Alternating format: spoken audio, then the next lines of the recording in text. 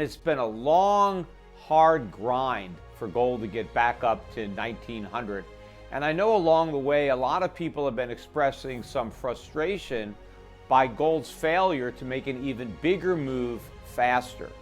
Well, I want to assure everybody that I think your days of frustration will soon come to an end, and I think vindication is around the corner, because I do believe a major move up in both the price of gold and silver is imminent. And in fact, to the extent that people still have cash on the sideline that they are yet to commit to the market, I would not wait.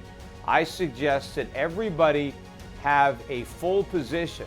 So whatever you feel your allocation is going to be to physical gold and silver, my suggestion is that you fully allocate now.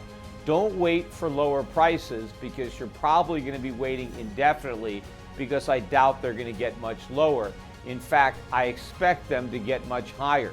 And not only do I expect the price of gold and silver, the metal, to go much higher, but I believe the premiums on the coins and bars will also go much higher. So I think the sooner that you can buy, the cheaper you're going to be able to get your gold and silver, and the more gold and silver you'll end up owning. The coming inflation crisis is going to be far worse than the financial crisis. And so now the Fed is again telling everybody that there's nothing to worry about, that all these prices that are going up, this is all transitory, that the prices are going to come back down, and so they got nothing to worry about. Well, inflation is as transitory today as subprime was contained. But again, everybody believes the Fed now the way they believed the Fed then, and they also feel that even if the Fed is wrong and inflation turns out to be a bigger problem than they believe, well, the Fed has the tools to solve it with tightening monetary policy. In fact, everybody expects the Fed to be tightening monetary policy, because after all, the COVID emergency is over, the economy is reopening, we're getting back to normal, and so it's time to normalize monetary policy. The Fed now has to raise interest rates, they have to start tapering their asset purchase program, ultimately shrinking their balance sheet, and it is the anticipation of either a successful fight against inflation or the mere normalization of monetary policy that has been a big headwind for gold, because everybody believes that a rising interest rate environment is going to be bearish for gold, and so the markets are discounting the effect of higher interest rates today. Well, soon the markets are going to discover that they're completely wrong. First of all, inflation is not transitory at all. Inflation is permanent, and it's going to get much, much worse. And B, the Fed can't do anything about it. The Fed is all bark and no bite when it comes to inflation fighting. It has no ability to fight inflation because it has created such a massive credit bubble. There is now so much debt in the system, thanks to the Fed, that if the Fed were to raise interest rates to fight inflation, they would collapse the entire house of cards economy that they've been erecting over the years. And so they're not going to do that. And so the Fed may talk about fighting inflation, but they're never actually going to fight, because they would lose. So in fact, they're going to surrender without a fight. And there is no normalization coming for monetary policy.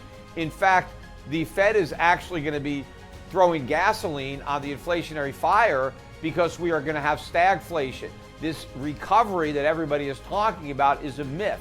We haven't recovered from anything. All we're doing is spending the money the Fed prints. But because the Fed has printed so much money for us to spend, the price of everything that we want to buy is going through the roof. And so when the markets come to term with this reality, then the price of gold is just going to go ballistic. And before it does, you want to buy as much gold and silver as you can. People are going to be moving away from fool's gold and buying the real thing. Bitcoin has lost all that momentum, and gold is regaining the center stage, because the entire time Bitcoin bubble has been deflating. Gold has been quietly moving higher and higher and higher in obscurity.